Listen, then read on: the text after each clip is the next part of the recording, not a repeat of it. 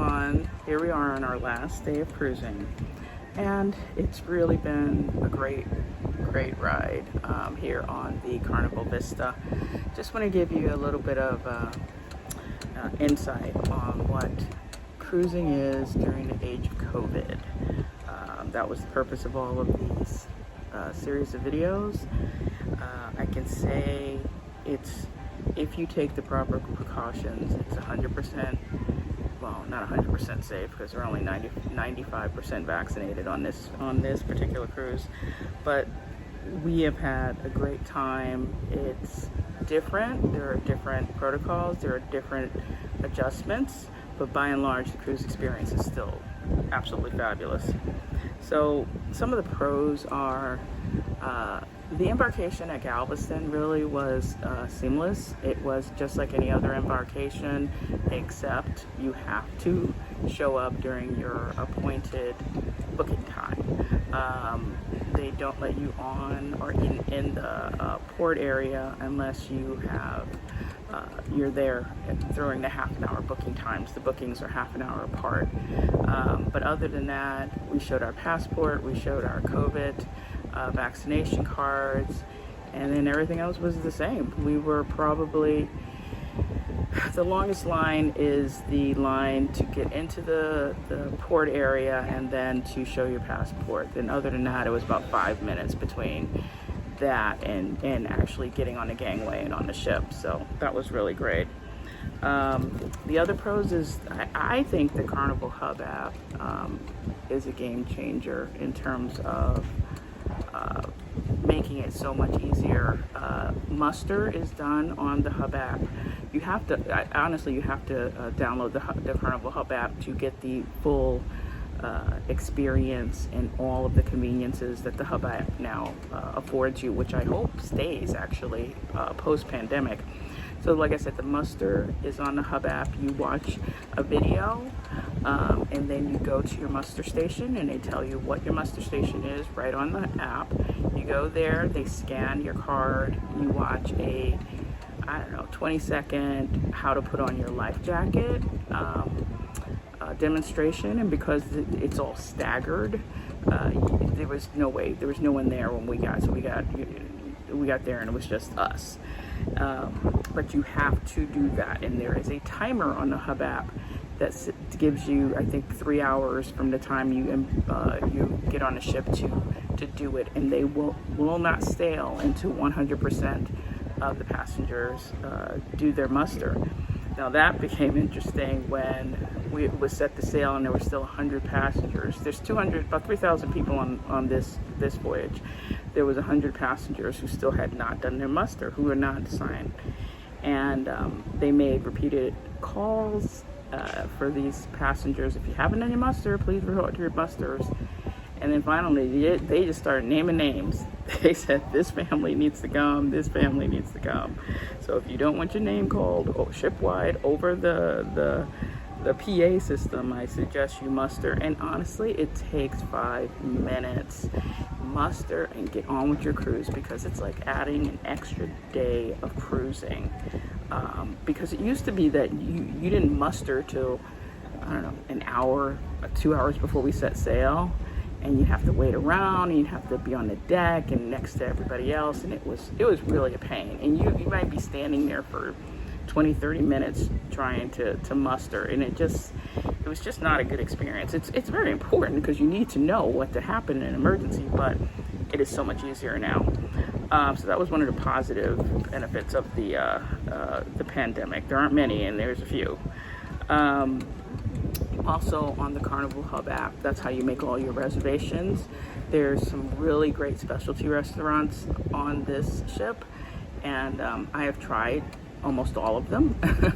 And you make your reservations there. One of the great things people who sail Carnival a lot knows about the sea day brunch. Well, for the main dining room and the sea day brunch, or anytime you're in the main dining room, you have to go in the Carnival Hub app and say request a table, and you press the request to table, and then they let you know when your table is ready. Now for my time diners, that's fantastic because you no longer stand in line waiting for your table. You just request the table, and when your table is ready, it'll give you a notification on the Carnival Hub app, and you say on my way, and you go straight to your table. It's fantastic. There is no waiting around. Along those lines, you also have the virtual queues. You remember we used to go to the guest services and you wait in line for like an hour and a half to do whatever you needed to do at guest services. Now you do it just like you request a table. You put yourself in the virtual queue, and they let you know when you're ready to come down and talk to guest services or shore excursions or whoever it is that you need to talk to. And there's no line, there's no people. You just go straight up there. Again, game changer. That was really great. What other Carnival COVID protocols? Overall, like I said, that, and you do have to wear masks. You have to wear masks indoors.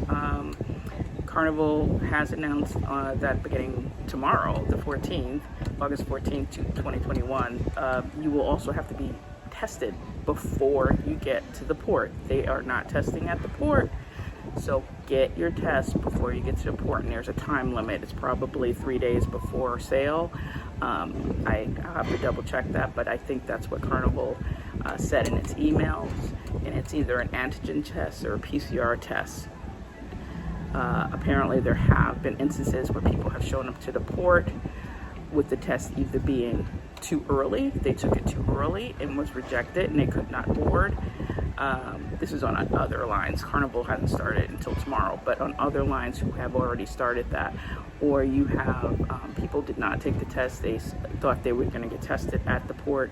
There is no testing at the port, and then they were not able to board. So don't let that be you. These things are so fluid. It is changing so much. In 2 months, it could be a completely different.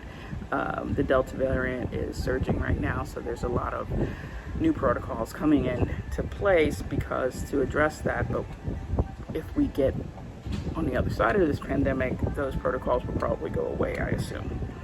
But everybody here has been really nice about wearing the mask. If you forget your mask, which I've done on a couple of occasions, they do give you a mask. Like at the C-Day brunch, I forgot it yesterday, and they just gave me one.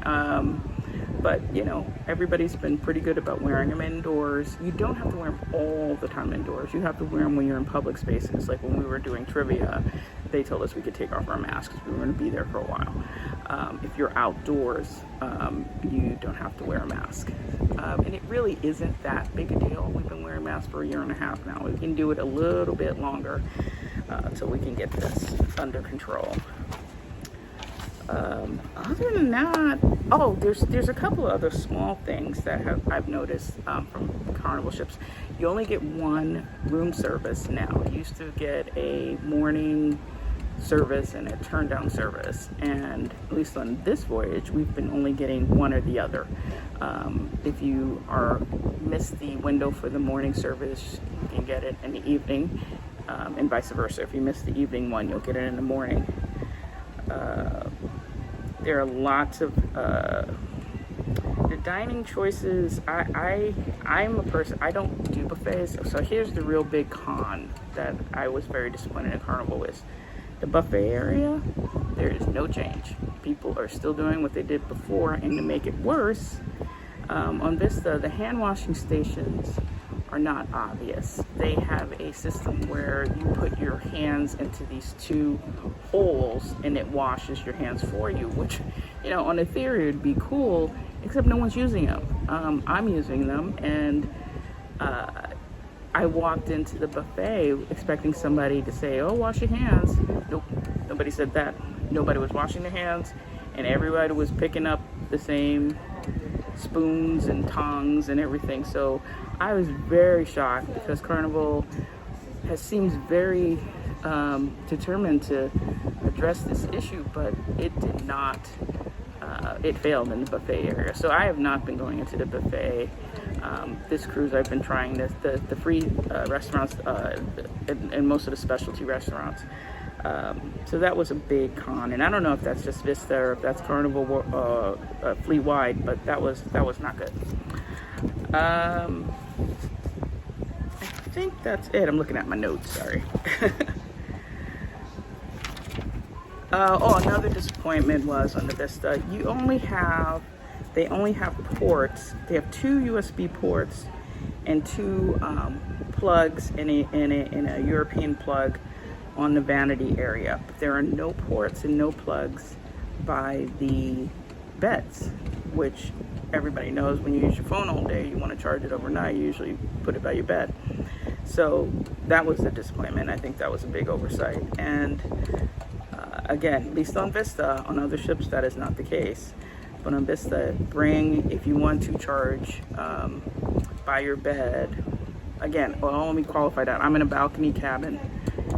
Maybe it's different in the suites. I haven't been to the suites, so I don't know. But in the balcony cabins, there is no charge port by the bed. So I have a USB hubs that Sophia and I charge from if we're in bed and we need to charge our devices.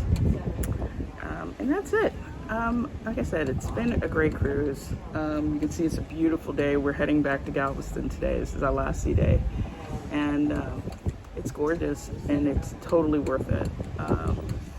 So everybody has their own comfort level of cruising or just traveling, and whatever your comfort level is, that's fine. But if you do want to cruise, give me a call, send me an email if you have a question. I'm happy to ask her any questions. I've been cruising for a long time and I truly love it, and would love to help anyone else who would like to book a cruise. Thanks for watching.